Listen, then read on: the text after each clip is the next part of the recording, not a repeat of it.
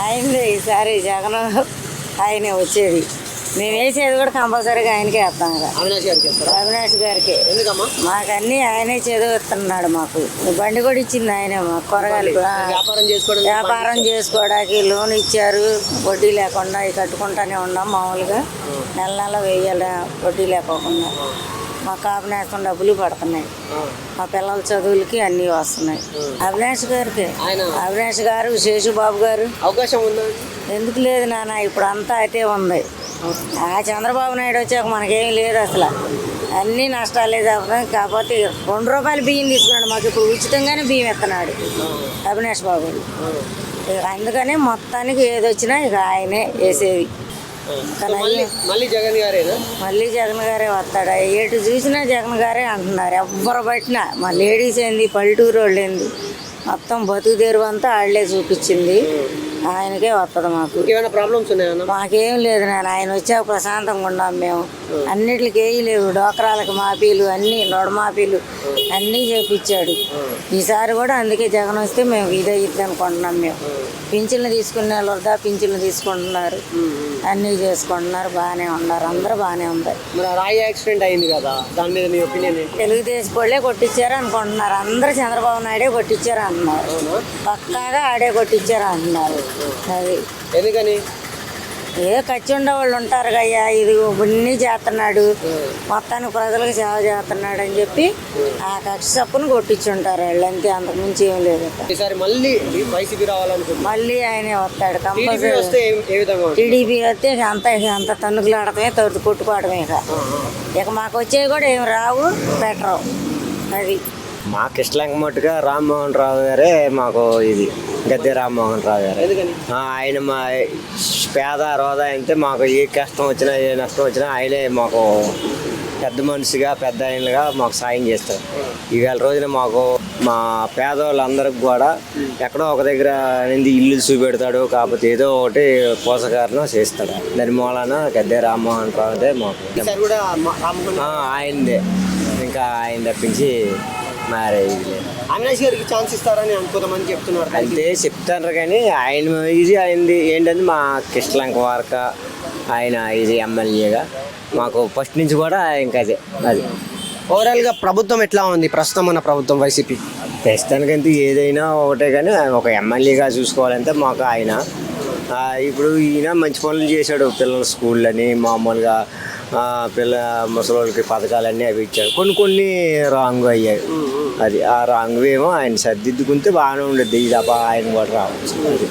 So ఈసారి ఏ ప్రభుత్వం కావాలనుకుంటారు?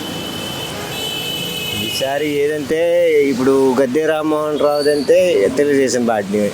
ఈయన వచ్చి కొద్దిగా మార్పులు చేస్తే బాగానే ఉంటుంది. మార్పు చేయకపోతే కొద్దిగా బాధగా ఉండదు. ఇంకా మా జనాల్లో ఉన్నది మనది ఏమన్నా సార్, ఏదొచ్చినా పర్వాలేదు. అది టీడీపీ గవర్నమెంట్ వస్తే అందరికీ న్యాయం జరుగుతుంది. కింద స్థాయి నుంచి పై స్థాయి వరకు వ్యాపారస్తులు వస్తారు, ఇండస్ట్రీలు వస్తాయి. ముఖ్యంగా రైతులకు న్యాయం జరుగుతుంది. నిరుద్యోగులకి ఉద్యోగాలు వస్తాయి. పొత్తుల మీద 160 సీట్లు తగ్గకుండా వస్తాయని మా 100% కాన్ఫిడెన్స్. అది దురప్రచారం.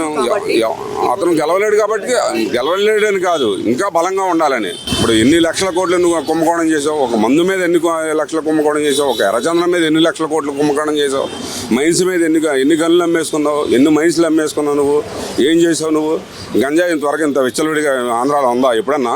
మా వయసు 55 సంవత్సరాలు. 50 సంవత్సరాలు మేము ఎప్పుడన్నా గంజాయి ఇంత ఇదిగా చూసామా? యువత ఎక్కడెక్కడ గంజాయి పెట్టి పాడైపోతున్నారు. ఎవరో చిన్న కుర్రాడు, మైనార్టీ కుర్రాడు, వాడికి 350 రూపాయలు డబ్బులు ఇస్తానని చెప్పని తీసుకెళ్ళి వాడికి డబ్బులు పోతే వాడు రాయిస్తే చంద్రబాబు నాయుడు, పవన్ కళ్యాణ్ కారణమా దానికి? ఒక కోడిగా తిరిసిని బలి చేసావు, ఒక డాక్టర్ సుధాకర్ని బలి చేసావు, ఒక డ్రైవర్ ఇంతనే సంపే డోర్ డెలివరీ ఇచ్చావు. ఇలాంటి ప్రక్రియ, ఇలాంటి ఇది మనకి ఎప్పుడన్నా ఉందా? ఆంధ్రప్రదేశ్లో ఇలాంటి ఇది ఎప్పుడన్నా ఉందా? ఎప్పుడు లేదు కదా. నువ్వు ఒక డ్రైవర్ని చంపేసి ఇంటికి తీసుకెళ్ళి ఇచ్చిన సాంప్రదాయం ఏ గవర్నమెంట్లోనే ఉందా? మీరు చెప్పండి తమ్ముడు. మీరు 10 మంది 100 మంది మీరు అడుగుతున్నారు కదా. ఒక డ్రైవర్ని చంపి మా అక్కని ఏడిపించమాకండి అంటే 15 సంవత్సరాల కుర్రాడిని కాల్చి చంపేశారే, అలాంటిది ఎక్కడన్నా ఉందా? అది అన్యాయం కదా. అది నీకు చిన్న రాయికి ఇచ్చుకుంది, తప్పే. రాయి ఎవరైనా తప్పుని ఖండించాలి, తప్పే.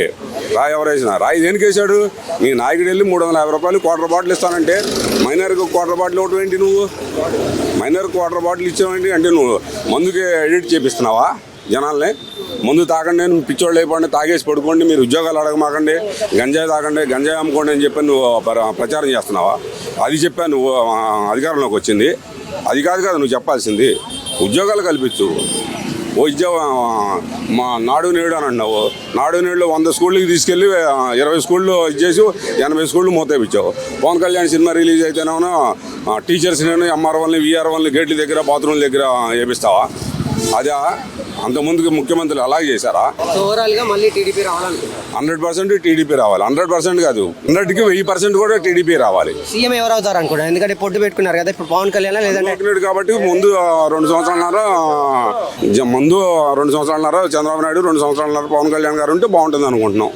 అది గద్దె రామ్మోహన్ గారికి కవర్గా ఉంటుంది అనుకుంటున్నాం. ఎందుకంటే సౌమ్యుడు, వివాదాల జోలికి వెళ్ళడం, అందుబాటులో ఉండే వ్యక్తి.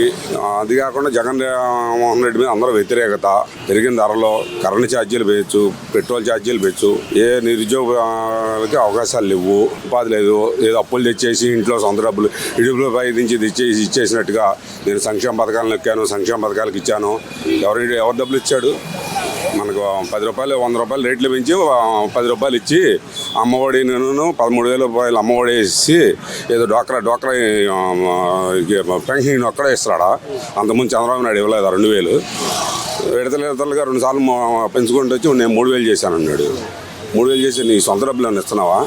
మా డబ్బులేగా ఇచ్చేది, మన డబ్బులేగా, సాధారణ పీపుల్ డబ్బులేగా. ట్యాక్స్ల మీద నిత్యావసర వస్తువులు అందుబాటులో లేవు. ఏ ఇండస్ట్రీలు తీసుకొచ్చావు? కడపకి ఏమైనా 3 సార్లు శంకుస్థాపన చేశావు స్టీల్ ప్లాంట్కి. ఇక్కడ ఏదైనా ఒక ఇండస్ట్రీలు వచ్చినాయేమో లుల్లు కంపెనీని పంపించావు, అమర్ రాజా కంపెనీని పంపించేసావు. వైజాగ్ ఇండస్ట్రీ అవి వచ్చినాయి, 11 లక్షలు వచ్చినాయి, 11 లక్షల కోట్లు వచ్చినాయి అన్నారు. 11 కోట్ల రూపాయలు కూడా రాలే అక్కడ. ఏం చూసి జగన్మోహన్ రెడ్డి ఓట్లు వేయాలి? సచివాలయాలు తాకట్టు పెడతాడు, ఎంప్లాయీస్ డబ్బులు తీసుకుంటాడా అకౌంట్లోంచి? మరి ఏం చూసి అభివృద్ధి చేశాడని చెప్పిన ఓట్లు వేయాలి?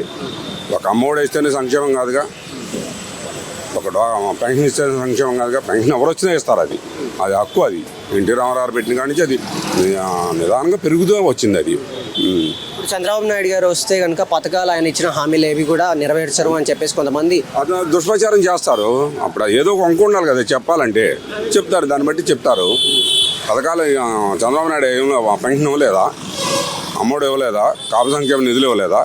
కాపు యువత ఎంతమంది రోడ్డుని పడిపోయారో, ఎంతమందికి కాపులకి లోన్లు ఇచ్చారో, కాపు కార్పొరేషన్ పెట్టారు, ఎంతమందికి లోన్లు ఇచ్చారు చెప్పమనండి. శ్వేతపత్రం రిలీజ్ చేయమనండి. ఎన్ని వేల కోట్లు తెచ్చారు కాపు కార్పొరేషన్ మీద? 56 కార్పొరేషన్లు వేశారు. ఏ కార్పొరేషన్ నిధులు తెచ్చారు చెప్పమనండి. ఒక్క కార్పొరేషన్ నిధులు ఇచ్చాము, ఈ కార్పొరేషన్ డెవలప్ చేసామని చెప్పని రుజువు చేయమనండి. అదేమంటే వలగరగా మాట్లాడేసి పవన్ కళ్యాణ్ గారి మీద 3 పెళ్ళిళ్ళు, దత్తపుత్రుడు 3 పెళ్ళిళ్ళు అంటారు. ఎవరికి లేవు బొక్కలో? ఈయన అధికారంగా చేసుకున్నాడు, దానికి తప్పేంటి? ఈసారి అధికారంలోకి వస్తారనుకుంటున్నారా? పొత్తు పెట్టుకున్నారు కాబట్టి 160 సీట్లు అయిందో 100% పొత్తు వస్తుందని మా అభిప్రాయం. 160 సీట్లు తగ్గకుండానే వస్తుంది. మేము చాలాసార్లు తిరుగుతాం, ఆల్ ఓవర్ ఆంధ్ర అంతా తిరుగుతున్నాను. మొన్న మేము కడప వెళ్ళాం, అనంతపురం వెళ్ళాం. కడప జిల్లాలోనే 5 సీట్ల నుంచి 6 సీట్లు వస్తాయి అని అంటున్నారండి. జమ్మల మడుగులో అడిగితేనే వాళ్ళు చెప్తున్నారు. మేము పులివెందుల్లో ఆగి అడిగాం, పులివెందుల బస్టాండ్ దగ్గర ఆగి అడిగాం, ఇక్కడే వీక్గా ఉన్నాను అన్నారు. సొంత బాబాయిని చంపే పులివెందుల బస్టాండ్ దగ్గర ఆగి అడిగాం మేము. పులివెందుల్లో కూడా నెగిటివ్ ఉంది అంటున్నారు. నిన్న చూసారు పులివెందులకి మొన్న పోయినసారి అవినాష్ జగన్మోహన్ రెడ్డికి లింగాల మండలంలో మెజార్టీ వచ్చింది. అలాంటి లింగాల్లో నిన్న జనం ఎవరున్నారు? అందరూ వెళ్ళిపోయి చీనీ తోటల్లోనూ అరటి తోటలో పేకాడుకుంటున్నారంట. అదేమంటే మాకు పొలం ఉన్నాయని చెప్తున్నారు, పొలం ఉన్నాయని చెప్తున్నారు. తప్పించుకోవడానికి బాబాయ్ గొడ్డలేడు పడినా చంద్రబాబు నాయుడే కారణం, తల్లి చెల్లి ఇడిపోయిన పవన్ కళ్యాణే కారణం అని చెప్పి ఏదో నోరుంది కదా అని చెప్పిన అబద్ధాన్ని 1-10 సార్లు రిపీట్ చేస్తే అది జనం హర్షించరు. అది నువ్వు అభివృద్ధి చేసి ఇదిగో నేను ఈ అభివృద్ధి చేశానని చెప్పు. సచివాలయాలు తాకట్టు పెడతాం అభివృద్ధి? ఇంతమంది మన స్వతంత్రం వచ్చిన తర్వాత ఇంతమంది ముఖ్యమంత్రులు వచ్చారు. ఏ ముఖ్యమంత్రి సచివాలయం తాకట్టు పెట్టాడు? గవర్నమెంట్ ఆస్తులు ఏ ముఖ్యమంత్రి తాకట్టు పెట్టాడు? ఈయనకి రాసిచ్చారా?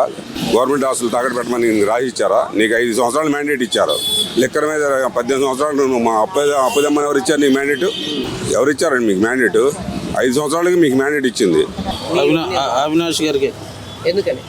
ఎందుకనంటే రెండు సార్లు చూసాం గద్దె రామ్మోహన్ గారు. ఈసారి అవినాష్ గారిని చూద్దాం. బాగా కుర్రోడు కాబట్టి ఎక్కువ తిరుగుతున్నాడు, మంచోడు. అవినాష్ గారు వస్తే ఇంకా బాగా చేస్తారని మీరు అంతే. ఓవరాల్ గా పార్టీ వైజ్ ఏ పార్టీ అధికారంలోకి రావాలనుకుంటారు? వైసీపీ రావాలను. వైసీపీ. ఎందుకని? పథకాలు కానీ అన్నీ బాగున్నాయి కాబట్టి ఓవరాల్ గా వైసీపీ రావాలనుకుంటారు. అంతే. ఒకవేళ టీడీపీ వస్తే ఏ పరిస్థితి ఏమిటి? టీడీపీ వస్తే పథకాలన్నీ పోతాయి. ఈ ఇంటికి వచ్చే వాలంటీర్లు కూడా రారు. ఇంకేముందో మళ్ళీ రోడ్ల అమ్మడి తిరగడం అందరూ. సో ఆ పరిస్థితి అయినా చంద్రబాబు నాయుడు గారు వయసు అయిపోయింది కదా, వచ్చినా ఏం చేస్తాడు? ఇంకా వాళ్ళ అబ్బాయికి అంత సినిమా లేదు. పవన్ కళ్యాణ్కి నమ్మకం లేదు. ఇంకేముంది ఉపయోగం? ఒకసారి చూసాం జగన్, మళ్ళీ ఇంకోసారి ఇంకా బాగా చేస్తాడు అనుకుంటున్నాను. ఈయన ఇక్కడ నియోజకవర్గం వచ్చేసి మొదటి నుంచి కూడా గద్దె రామ్మోహన్ గారు చాలా 2 సార్లు గెలవడం, ఆయన చాలా ఇక్కడ అభివృద్ధి కూడా బాగా చేశారు. ఆయన ప్రజలు కూడా ఈసారి ఆయన వైపు మొగ్గు చూపుతున్నారు. వాళ్ళు టీడీపీ అధికారంలోకి వస్తే ఏ విధంగా ఉంటుందని మీ ఉద్దేశం? టీడీపీ అధికారంలోకి వస్తే బాగానే ఉంటుంది. ఇంతకుముందు విజయవాడ మన అమరావతి రాజధాని చేసినప్పుడు ఇక్కడ అందరి పనులు కానీ అవి కానీ చాలా బాగుండేవి. కానీ ఇప్పుడు రాజధాని ఇక్కడ లేదని తెలిసిన తర్వాత చాలా మటుకు పనులు లేకపోవడం, చాలామంది ఇబ్బంది పడడం, మాలాంటి ఆటోలు కూడా కొద్దిగా ఇబ్బంది పడ్డం, కిరాయిలు లేక ఎదుగుంది. నెక్స్ట్ కనుక టీడీపీ వచ్చి మళ్ళీ అమరావతిని రాజధాని చేస్తే మళ్ళీ ఇక్కడ విజయవాడకి పూర్వ వైభవం వచ్చిందని మేము అనుకుంటున్నాం. ఇప్పుడున్న వైసీపీ పాలన ఏ విధంగా ఉంది? వైసీపీ పాలన 50-50గా ఉంది. అంటే కొంత మెరుగు బాగుంది, కొంత మెరుగు బాగాలేదు. అది అన్ని విధాలుగా బాగాలేని చెప్పలేము, కానీ కొంత మెరుగు అయితే బాగానే ఉంది. కానీ కొన్ని మార్పులు చేర్పులు ఉంటే బాగుండేదని నా ఉద్దేశం. టీడీపీ కన్నా బాగుంది అంటున్నారా? టీడీపీ కన్నా అంటే అదే చెప్తున్నాగా 50-50గా ఉంది. అటు బాగాలని చెప్పలేం, ఇటు బాగుందని చెప్పలేము. అట్లా యావరేజ్ అట్లాగనమాట. ఈసారి టీడీపీ రావాలనుకుంటున్నారు. వస్తే బాగుంటుంది నేను అనుకుంటున్నాను. గవర్నమెంట్ అయితే మారుతుందని అనిపిస్తుందండి.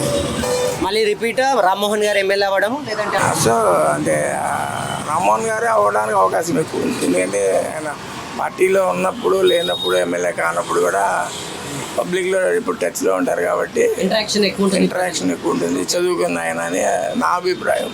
ట్రెండ్ మన న్యూస్ పేపర్లు కానీ ట్రెండ్ కానీ అలా చూస్తే చేంజ్ అవుతుంది అనిపిస్తుంది.